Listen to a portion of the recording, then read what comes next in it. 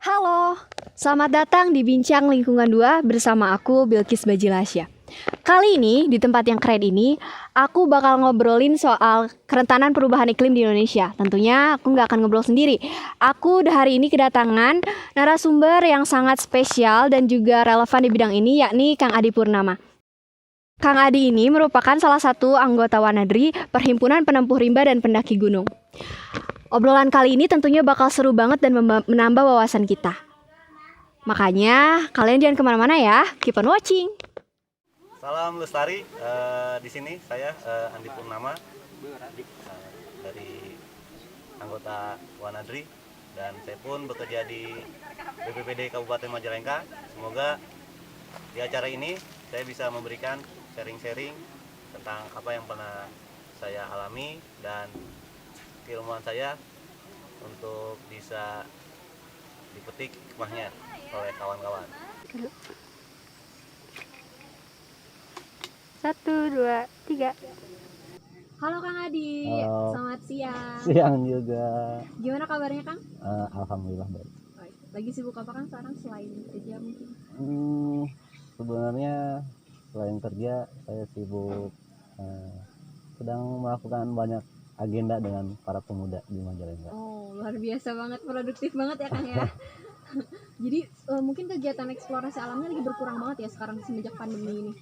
Sangat berkurang sekali, cuman saya memaksakan diri supaya karena pembentukan pemuda-pemuda juga dibutuhkan gitu. Iya, betul Selain sekali. emang kita juga mengerti dengan kondisi pada saat sekarang, tapi saya juga paham kalau misalnya tidak ada orang yang bisa membuat suatu hal untuk nanti kedepannya, ini juga jadi bahaya juga. Betul sekali. Jadi regenerasi juga perlu Iya ya dong, Kang ya. Oke. regenerasi. Oke. Kita hari ini bakal ngobrolin tentang kerentanan perubahan iklim nih Kang ya. Kalau di Majalengka sendiri nih, kita sekarang lagi ada di Majalengka by the way. Gimana ya Kang cuacanya biasanya di Majalengka ini? Kayaknya dingin-dingin gitu. Oke, Majalengka kan secara geografisnya itu terbagi, kalau menurut saya terbagi menjadi dua hawanya. Oh, ada dua ya. Ya, ada dua. Jadi dari Majalengka ke arah selatan itu karena emang hawanya pegunungan, Iya. pasti dingin. Iya. Tapi kalau ke arah utara itu ke daerah kayak kecamatan Kadipaten, Ligung, Jatiwangi itu sudah mendekat ke arah Indramayu, itu udah pasti awalnya panas. Jadi kalau di Majalengka panas atau tidak tergantung lokasinya. Majalengkanya di mana? Majalengkanya gitu di ya? mana? Oke. Kalau di Tasik nih Kang ya, di kotanya, even di kotanya gitu kan, daerahnya sebenarnya agak gimana ya, agak ke atas sih kalau di Tasik ya. Di Tasik itu cuacanya lagi labil banget sekarang. Waduh. Kadang seharian hujan, terus kalau panas-panas banget, kadang mix malamnya hujan, ya bener-bener nggak pasti banget gitu kan. Emang ya, emang sekarang tuh sebenarnya harusnya lagi musim pancaroba ya kan, Ya, menuju pancaroba. ke hujan ya, menuju ke hujan. Nah, menurut Akang gimana sih, bener nggak sih kalau ada perubahan iklim di Indonesia gitu? Kalau sebenarnya kalau misalnya pertanyaan ini dicoba dilontarkan ke masyarakat luas gitu ya, pasti jawabannya ada tiga. Ada tiga. Apakah ada perubahan iklim? Pasti iya. Yang kedua itu mungkin dia tidak tahu karena tidak merasakan gitu. Bohong kalau misalnya tidak ada perubahan iklim gitu. Cuman kalau karena saya kelahiran 87, kalau dihitung sekarang berarti 34 lah. Saya pernah hidup selama 34 tahun. Dulu kan kita pernah belajar kalau bulannya belakangnya ada pasti hujan. Iya. Ya enggak? Iya, betul. Tapi di tahun-tahun 2000 itu udah nggak ada lagi. Udah nggak ada lagi. Nah, kemarin aja kemarau, tapi ada kemarau basah. Iya, betul. Masih ada hujan. Ya mungkin sangat perubahan iklim kalau menurut saya iya. Tapi nggak tahu kalau menurut masyarakat ini. Jadi mungkin ada beberapa masyarakat yang memang merasakan ya kan ya, akan dampak dari perubahan iklim ini, tapi ada juga beberapa yang memang mereka tidak mengetahui gitu ya, justru mereka acuh aja gitu. Oke, kalau bicara soal rentan apa enggak gitu, di Indonesia ini secara geografis menurut Akang yang merupakan satu negara kepulauan, itu dia rentan nggak sih buat terkena perubahan iklim dari sisi geografisnya, dia ada di khatulistiwa gitu, dari sisi-sisi lainnya gitu, kira-kira paling rentan nggak sih? sangat rentan sekali, Sangat, ya. sangat rentan sekali. Kenapa? Karena saya juga sekitar 2010 2011 saya pernah ke daerah Mentawai, Mentawai. kepulauan di bawah Sumatera. Ya, Itu hampir tiap tahunnya pulaunya terus berkurang. terus berkurang. Betul. Luas Terus nih. di daerah pesisir utara Jawa juga itu terus-terusan ada abrasi. Iya, Gitu. betul. Malah ada beberapa lokasi yang emang rumah tanpa penghuni lah. Oh, iya betul sekali Kang. Aku Ini juga kalau pernah masuk YouTube nanti rame lagi nanti rumah tanpa apa penghuni. penghuni. Aku pernah nonton sih di Watchdog-nya Heeh. di YouTube, itu emang judulnya itu Diam-diam Tenggelam. Hmm. Emang masyarakat di wilayah pesisir utara Pulau Jawa tentunya ya, khususnya gitu. Kalau secara geografis itu sebenarnya di sana namanya dataran pantai Jakarta kan. Jadi Van Bemmelen itu membagi Pulau Jawa jadi 4 kan. Ya, kalau di wilayah utara itu memang karakteristiknya tuh aluvial gitu ya kan ya, dari sisi tanahnya. Jadi akhirnya mereka tuh mudah sekali untuk dan sangat rentan sekali untuk ya tadi seperti yang Akang bilang, abrasi, banjir rob ya kan ya. Di sana mereka terus juga ada beberapa emang rumah-rumahnya itu mulai tidak berpenghuni, dan ada beberapa dari mereka itu justru tetap bertahan di rumah yang seperti itu Kang. Jadi ada satu kata-kata yang bicara bahwa krisis iklim ini menjadi satu krisis kemanusiaan Kang. Menurut Akang itu gimana? Ya betul juga, cuman boleh saya tambahkan tadi sebenarnya kan Indonesia juga berada dalam jalur cincin api, Iya, ring of fire. Ya. Jadi mulai dari Sumatera ke bawah ke selatan, dia masuk ke tengah-tengah antara Sulawesi dan Kalimantan gitu ya. Cuman titik yang sangat aktif itu antara Sulawesi dan Kalimantan. Gitu. Katanya sih sepengetahuan saya si Kalimantan itu akan terus bergerak. Gitu. Ini ya bisa jadi karena geografisnya si Indonesia itu, karena kenapa utara itu tidak tsunami tapi kok abrasi terus gitu ya, karena emang ada pergerakan di bawah. Tuh, mungkin ke arah sana juga, tapi perlu ada penggalian. Oke Kang, jadi yang mengenai yang tadi gimana Kang?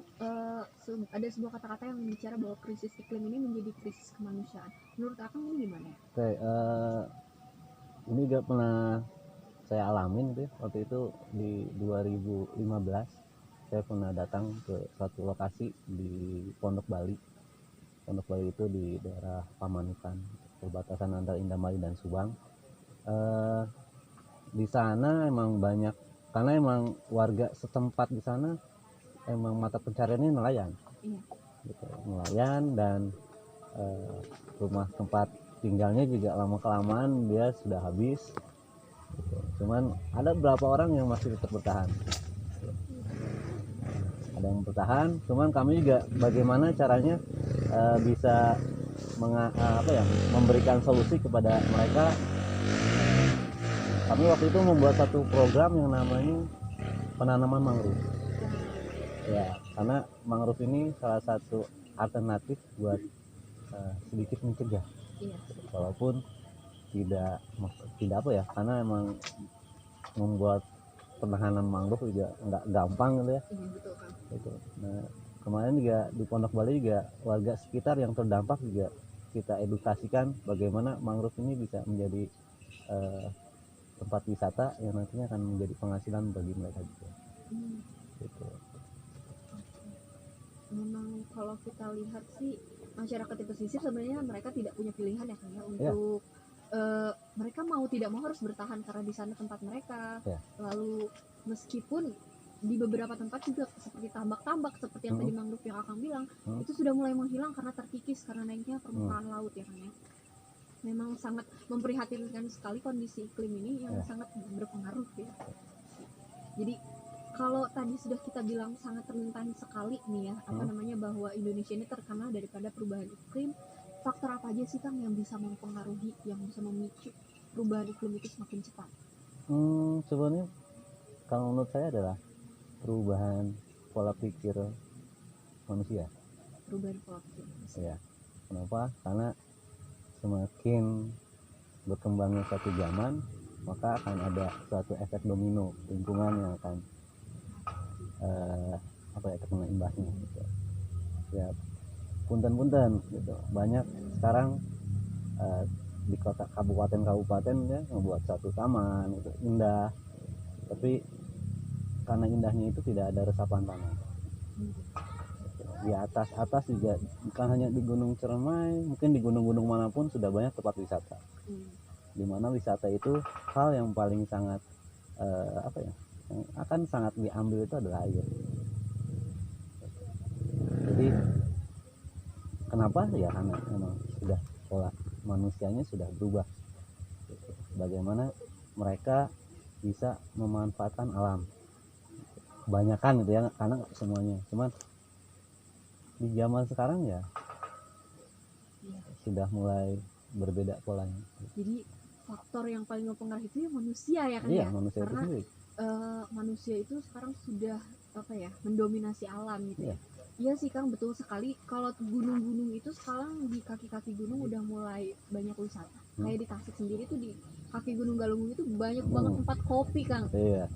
Tasik itu kan terkenal katanya kota sejuta coffee shop. Oh, iya. Emang banyak banget Iya. Kang. Jadi dijadiin tempat wisata, dan akhirnya orang yang berwisata pun manusia kalau mereka tidak punya edukasi dan pikiran yang untuk menjaga alam, ya nanti akhirnya juga akan merusak ya kan, mau tidak mau.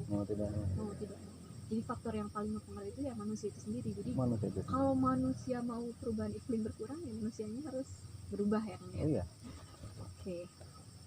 Kalau dilihat dari faktor manusia, lalu akibat daripada perubahan iklim ini apa aja sih Kang, terutama buat sektor-sektor atau bidang-bidang seperti pertanian, nelayan, perikanan gitu Kang. Terus masyarakat di pesisir. Sebenarnya tadi udah disinggung, cuma aku masih kepo nih Kang. Sebenarnya akibatnya tuh apa aja sih? Apalagi kalau kita enggak menanggulanginya dari sekarang, akibat jangka panjangnya itu apa? Yang paling sangat terasa adalah bencana. Yang paling sangat terasa itu bencana. Itu juga harusnya kita sadar gitu ya, selama 5 tahun kebelakangan ini bencana di Indonesia itu terus menerus. Mulai dari banjir, longsor, kebakaran, dan banyak hal lagi, sampai pergerakan tanah. Yang kalau kata saya sedikit aneh juga, di pegunungan bisa banjir. Ada beberapa titik-titik kan kita sering lihat di media sosial tuh, daerah-daerah pegunungan banjir rob yang tidak kayak di daerah sini, daerah Penyawean itu berapa kali titik longsor. Karena emang perubahan iklim menurut saya adalah yang paling sangat akan terasa adalah banyaknya bencana. Yang kedua, pada saat adanya bencana pasti akan ada dampak terhadap masyarakat. Dengan adanya banjir, panen mereka akan rusak. Dengan adanya kebakaran, ladang mereka akan rusak. Yang sebenarnya harus kita pikirkan adalah bagaimana kita sadar bahwa perubahan iklim ini mempengaruhi menjadi bencana. Aku juga pernah dengar kalau Menteri Keuangan Ibu Sri Mulyani pernah bilang akan ada satu hal yang hampir sama bahayanya seperti wabah COVID-19 yang saat ini sedang terjadi, yakni katanya krisis iklim dalam kurun waktu 1 dekade ke belakang. Itu ternyata benar ya Kang ya, bahwa emang sih seperti yang tadi Akang bilang, bencana, kalau kita bilang soal bencana awal tahun kemarin gitu ya Kang ya, kita ditimpa bencana, berbagai macam bencana, salah satunya juga pesawat jatuh dan lain sebagainya. Itu di luar daripada krisis iklim banyak, dan akhirnya mempengaruhi ya Kang. Kalau bicara soal longsor, itu salah satu penyebabnya itu kan curah hujan yang tinggi ya Kang. Curah hujan yang tinggi itu juga disebabkan karena perubahan iklim. Jadi ujung-ujungnya bencana-bencana yang terjadi itu terjadi karena perubahan iklimnya itu ya terjadi karena manusia itu. Jadi tidak lain dan tidak bukan bencana itu dari kita ya ternyata. Dan si perubahan iklim ini, si bencana ini saling keterikatan antara kebakaran, longsor, banjir itu saling terikat. Bisa terjadinya banjir diakibatkan bisa jadi gara-gara kebakaran hutan jadi banjir. Kebakaran hutan karena emang si pohonnya sudah tidak ada lagi, tidak ada penopang, bisa jadi longsor. Jadi bencana ini saling keterikatan. Kalau misalnya kita hanya menanggulangi hanya satu bencana itu juga jadi bahaya. Oh, ternyata tidak lain dan tidak bukan tuh kita ya kan. Iya. Ih, lalu kalau kayak gitu aku juga bingung jadinya ya. Kita harus kayak gimana dan Oke. harus bagaimana gitu kan upaya preventif sama represif kita sebagai seorang manusia gitu, ikhtiarnya kita untuk mengurangi krisis iklim ini gimana sih, supaya teman-teman di rumah juga tahu dan mereka mulai menyadarinya gitu kalau harus dirubah dari kita gitu. Kalau jangka pendeknya sebenarnya kita harus benar-benar bisa memberikan edukasi kepada masyarakat bahwa ini akan, kalau misalnya tidak dipahami ini akan menjadi bahaya gitu. Yang pasti dalam jangka pendek kita hanya bisa memberikan edukasi gitu. Kenapa? Karena bagi sebagian masyarakat kan dia tidak akan melihat jangka 5 tahun 10 tahun secara data, itu 10 tahun ke depan akan sedih, mereka tidak akan melihat itu. Mereka hanya melihat besok seperti apa gitu. Ya, kalau kata saya mah ya pemuda-pemuda harus sering banyak langsung memberikan edukasi tentang bagaimana perubahan iklim ini bisa menjadi ancaman bagi masyarakat. Terus dalam jangka panjangnya ini juga sebenarnya sudah saya pikirkan dari beberapa tahun yang lalu. Saya sebenarnya sempat mau melakukan sesuatu, kayak melakukan penanaman pohon lah, bersih-bersih sampah, itu pun saya lakukan, cuman saya tidak terlalu titik fokus saya ke sana. Titik fokus saya adalah bagaimana membentuk generasi muda untuk memiliki jiwa yang yang suka terhadap lingkungan gitu. Karena kalau misalnya sekarang kita merubah satu framing itu susah banget gitu. Jadi ya saran saya mah kita sebagai seorang yang menuju ke arah dewasa gitu, bagaimana bisa menciptakan dan melahirkan generasi muda ya, sekelas anak SD, SMP itu untuk cinta terhadap lingkungan gitu. Karena tadi sudah berubahnya zaman, maka cara pola mengajar juga udah berubah.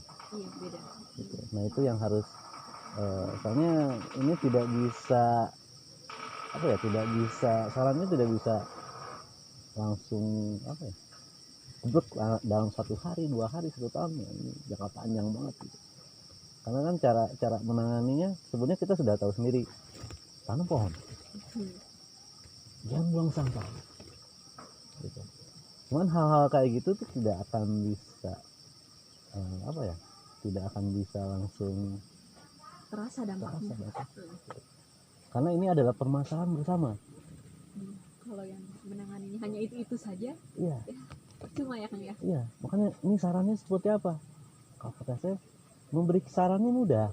Iya. Cuman yang melakukannya ini sulit. Kenapa? Karena ini harus disadari oleh semuanya. Kesadaran kolektif ya. Iya. Karena kalau misalnya hanya 100 orang yang sadar, tapi ada 100 orang yang tidak sadar, percuma juga. Itu. Jadi mungkin intinya sih dari pola pikir dan cara yang paling mudah itu menanggulangi selalu edukasi ke yang kecil-kecil ya Kang. Iya, yang kecil-kecil. Karena dia yang nanti akan regenerasi kita gitu. Benar sekali. Dan terkadang anak-anak kecil ini juga bisa mengedukasi orang-orang dewasa.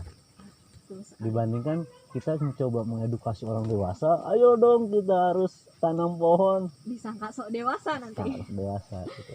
betul sekali ya. Kalau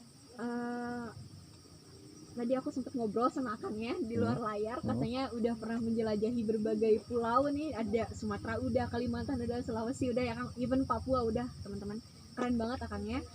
Mungkin aku mau tanya sekarang permasalahan iklim atau permasalahan dari setiap pulau itu apa aja sih Kang, dari sisi iklimnya gitu, yang udah pernah Akang datangi gitu. Oke.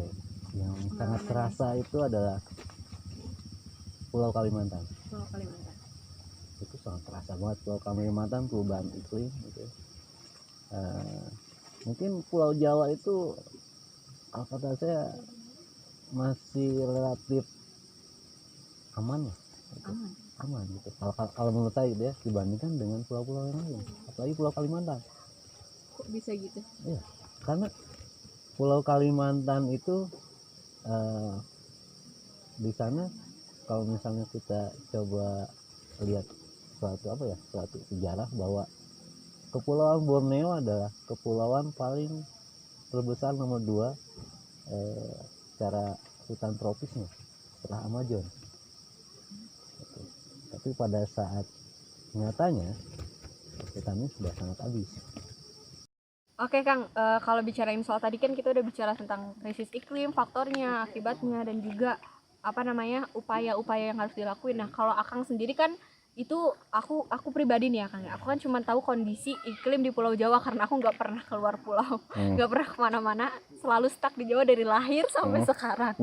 Kalau Akang kan aku dengar-dengar pengalamannya banyak banget dan hampir seluruh pulau di Indonesia ini udah pernah Akang singgahi, keren banget.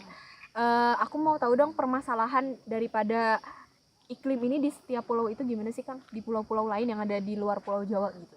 Oke, ya sebenarnya 5 pulau juga saya hanya beberapa titik gitu ya. Iya. Di Sumatera nggak semuanya, itu paling Aceh, Pekanbaru, Padang, Jambi, Lampung gitu. Ya perubahan iklim pasti akan terasa banget gitu. Cuman yang sangat terasa itu waktu saya berada di Kalimantan. Saya pernah ke Kalimantan Selatan di daerah Sangatta, terus saya juga pernah ke Kalimantan Barat, itu semuanya hamperan sawit. Iya. Setelah sawit ada tambang, yang tadinya bukit jadi kayak gini. Gitu. Gini jadi gini. Ya, gitu. Jadi perubahan iklimnya sangat terasa banget. Gitu. Panasnya juga sangat panas banget. Orang kalau misalnya orang-orang pegunungan datang ke Kalimantan itu butuh adaptasi yang sangat-sangat sulit. Gitu. Kenapa? Karena iklimnya sangat tidak biasa. Gitu. Karena banyak sekali hal-hal yang berubah gitu. Malah ada suatu data Borneo ini, Pulau Borneo, Kalimantan dan punyanya Malaysia itu adalah salah satu hutan tropis terbesar nomor 2 di dunia setelah Amazon.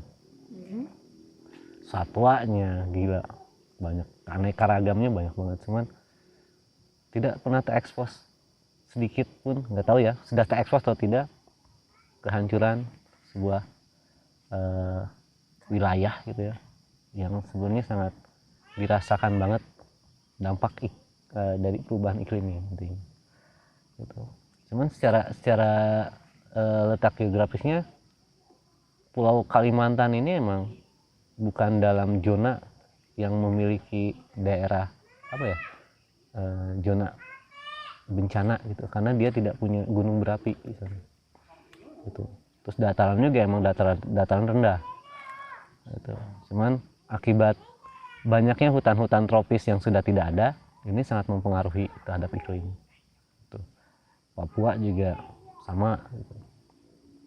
Kalau Jawa mungkin saya pernah datang ke Banten sampai ke Jawa Tengah itu Masih aman. Masih relatif aman. Gitu. Walaupun emang banyak perubahan. Itu. Tidak bisa dipungkiri ya. Iya. Gitu. Itu. Jadi kalau di pulau-pulau terluar itu emang sih Kang, yang aku lihat, aku pernah baca juga emang tidak begitu terekspos. Iya. Sedangkan aku juga pernah dengar katanya di Kalimantan itu kalau musim kemarau sering kebakaran hutan yang literally benar-benar sering banget gitu. Terus kalau kalau musim hujan dia banjir, bahkan aku pernah baca komentar di YouTube-nya Watchdog itu katanya hampir 6 bulan mereka banjir. Oh iya. Itu berarti emang benar-benar sebenarnya perubahan iklim itu sangat terasa sekali. Kita aja di Pulau Jawa itu merasakan dampaknya yang cukup signifikan, apalagi masyarakat yang di luar ya kan, yang secara langsung gitu. Jadi kita emang harus sudah sepatutnya itu lebih berempati ya kan ya sama masyarakat yang ada di luar Jawa. Karena mereka juga warga Indonesia. Iya betul. Gitu.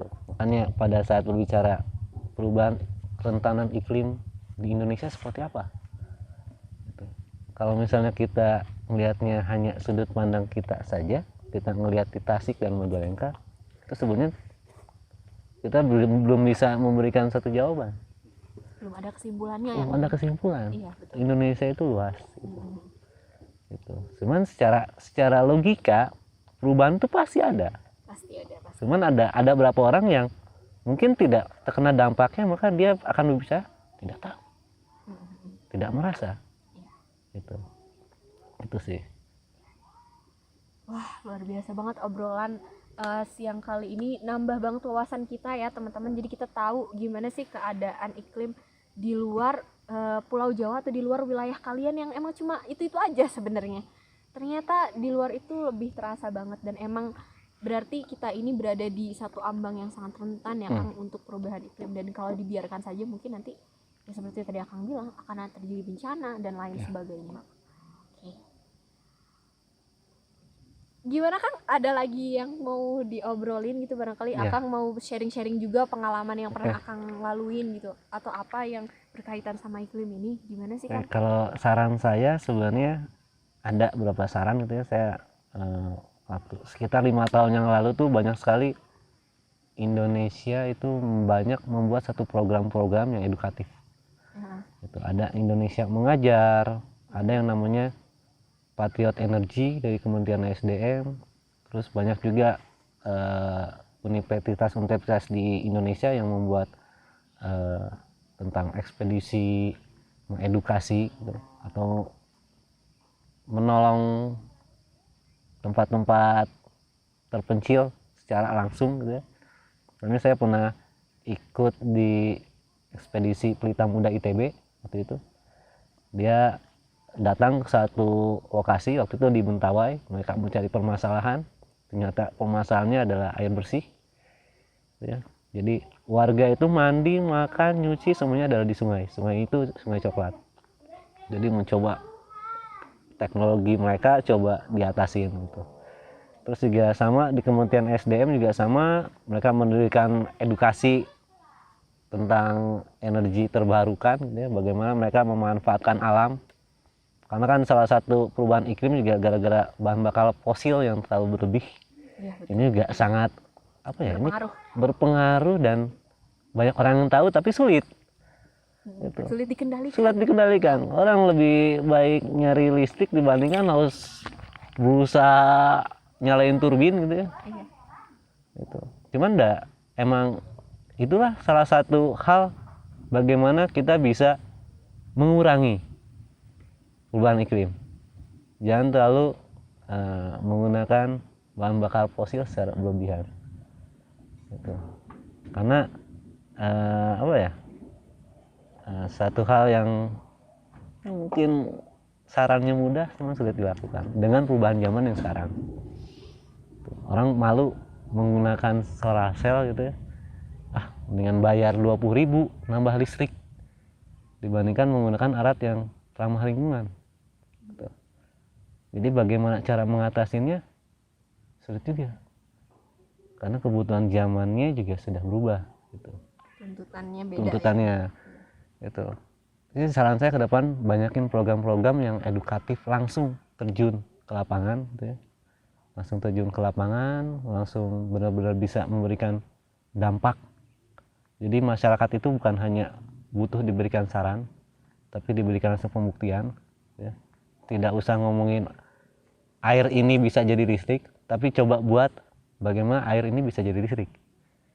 Karena rata-rata masyarakat itu tidak butuh banyak bicara tapi butuh banyak perlakuan ya. Perlakuan. Ya, itu pada saat emang sudah terasa dampaknya, nah mereka akan mengikuti. Gitu. Terus saran yang kedua, banyakin mengedukasi kepada adik-adik kita. Oke Kang, nih yang tadi saran yang pertama, terus sekarang saran keduanya apa Kang buat kita-kita?